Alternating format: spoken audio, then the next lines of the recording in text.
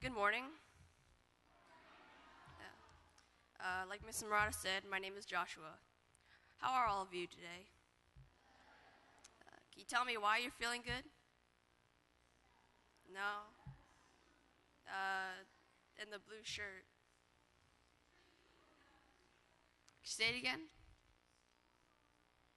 Oh, yeah, that's an interesting answer. So, how's the weather today? Horrible. Yeah. I prefer around 76 degrees with a cool wind chill and some nice puffy clouds in the sky. Now, what was the point of our conversation? What was I doing? Why was I so detailed about you and our little talk? Well, I was focusing on the small things, little details. I know most of us don't want to focus or think about small things, but believe it or not, they are important. They make up the big things, the big picture. When asked you how you were doing, getting the reply, good or bad, is too vague. I would like to show all of you today the importance of looking at the small things and how they make up the big things in the world. I talked about how the small things make up the big things, but never gave any examples. Well, now I will talk to you about a few. If you look at this tree, you think of a tree, but separated into two parts. You have the leaves and the trunk. The leaves, the bark, branches, roots, and trunk are all things that make up a tree that we often disregard when we see one. Trees make forests, which soon stretch so far and wide they are visible on the earth from space.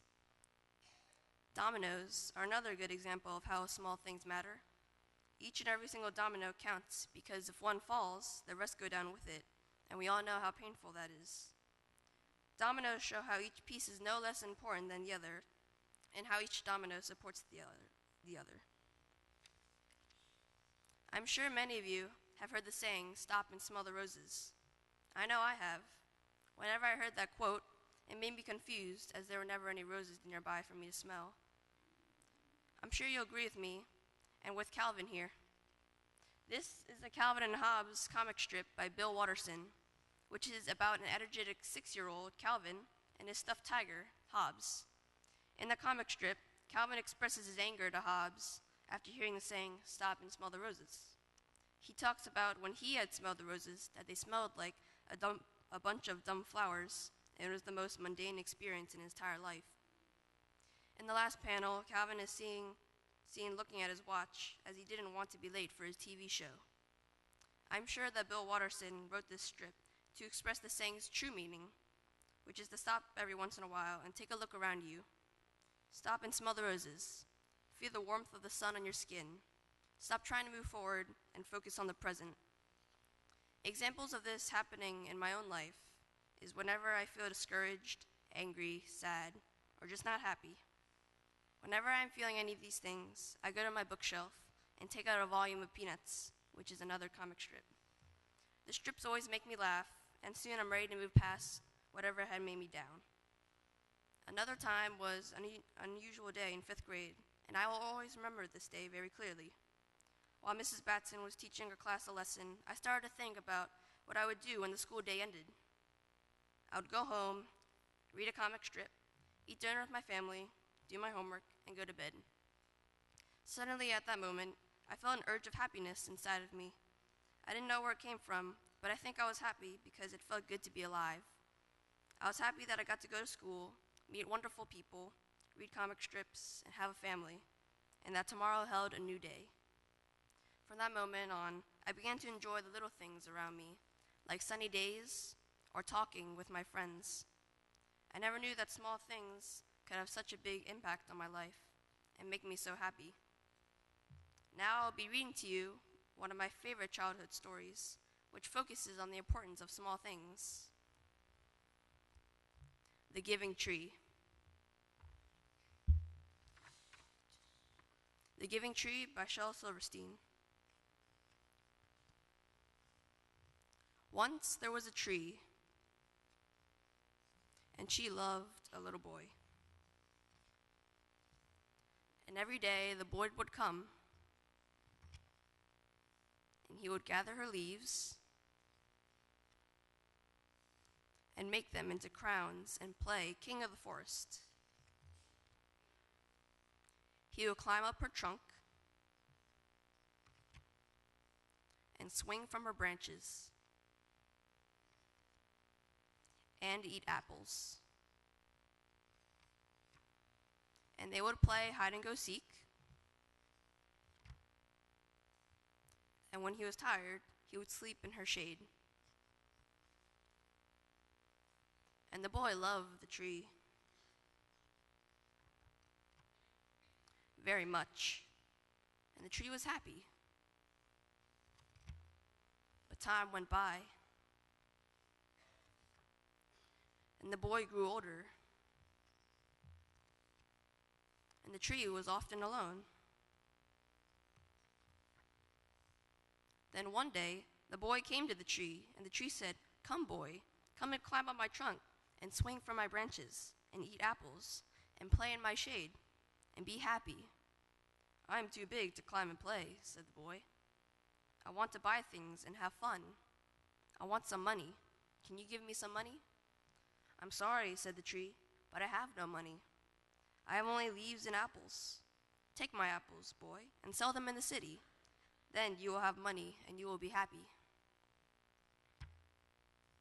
And so the boy climbed up the tree and gathered her apples and carried them away, and the tree was happy. But the boy stayed away for a long time, and the tree was sad. And then one day, the boy came back, and the tree shook with joy. And she said, "Come, boy, come on my trunk, and swing from my branches, and be happy." "I'm too busy to climb trees," said the boy. "I want a house to keep me warm," he said. "I want a wife, and I want children, and so I need a house. Can you give me a house?" "I have no house," said the tree. "The forest is my house. But you may cut off my branches and build a house. Then you will be happy." And so the boy cut off her branches and carried them away to build his house. And the tree was happy. But the boy stayed away for a long time, and when he came back, the tree was so happy she could hardly speak. "Come, boy," she whispered. "Come and play." "I am too old and sad to play," said the boy. "I want a boat that will take me far away from here. Can you give me a boat?" "Cut down my trunk and make a boat," said the tree. "Then you can sail away and be happy." And so the boy cut down her trunk and made a boat and sailed away. And the tree was happy, but not really. And after a long time, the boy came back again. "I'm sorry, boy," said the tree, "but I have nothing left to give you. My apples are gone. My teeth are too weak for apples," said the boy. "My branches are gone. You cannot swing on them. I am too old to swing on branches," said the boy. "My trunk is gone," said the tree. "You cannot climb." "I am too tired to climb," said the boy. "I'm sorry," sighed the tree. "I wish that I could give you something, but I have nothing left. I am just an old stump. I'm sorry." "I don't need very much now," said the boy. "Just a quiet place to sit and rest. I am very tired." "Well," said the tree, straightening herself up as much as she could, "well, an old stump is good for sitting and resting. Come, boy, sit down and rest." And the boy did. And the tree was happy.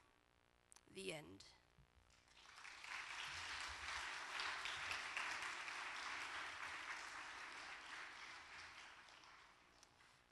In the story, the boy had a loving relationship with the tree. He stopped whatever he was doing and always found time for the tree. He focused on the small things in his life, like eating the tree's apples or sitting under her shade. But as the boy grew older, he began to focus on the future and kept moving ahead. The boy did not put time for the tree anymore. He never stopped to ask how the tree was doing or pick her apples. In the end, the boy realized that the satisfaction and happiness that he desired for so long was there with the tree. The boy sees this and finally stops himself to sit on the tree's stump. Everyone wants to focus on the big things in life, like being rich or being popular. But I found that along the way to achieving your dreams, that you need to stop what you're doing. Forget everything for a little bit. Look at the clouds drifting in the pale sky, or the birds singing in the summer breeze. Appreciate the small things. Look at the life around you and cherish every moment you spend with it. Thank you and enjoy your little things.